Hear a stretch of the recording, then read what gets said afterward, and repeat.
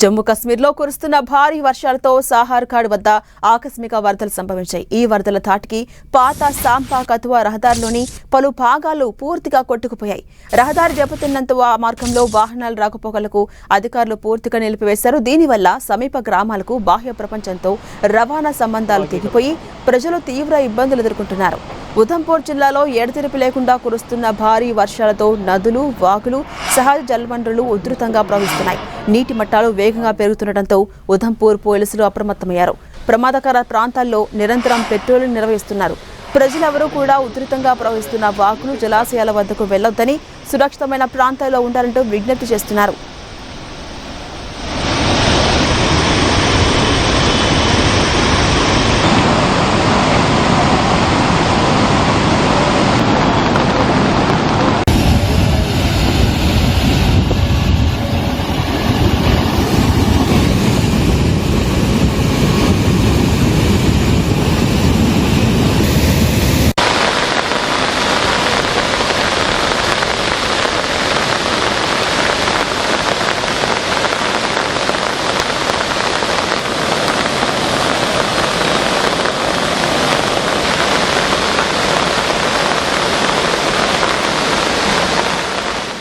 ఉధంపూర్లో కురుస్తున్న భారీ వర్షాలు తీవ్ర వినాశనం సృష్టిస్తున్నాయి.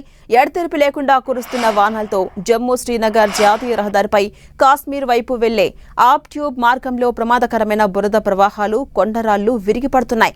ప్రయాణికుల భద్రతని దృష్టిలో పెట్టుకుని అధికారులు వాహనాల రాకపోకలను తాత్కాలికంగా డౌన్ ట్యూబ్ మార్గానికి తరలించారు. రహదారిపై పేరుకుపోయిన శిథిలాలను తొలగించి మార్గాన్ని పునరుద్ధరించడానికి national highways authority of India బృందాలు రంగంలోకి దిగి పనులను ముమ్మరం చేశాయి.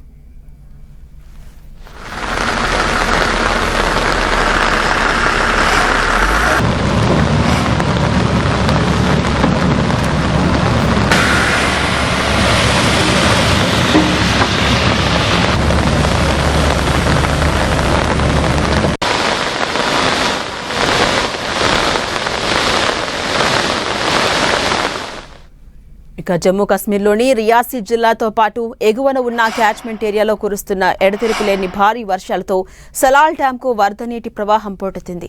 పెరుగుతున్న నీటి మట్టాన్ని నియంత్రించేందుకు అధికారులు డ్యాం గేట్లన్నింటినీ తెరిచి దిగువకు నీటిని విడుదల చేస్తున్నారు.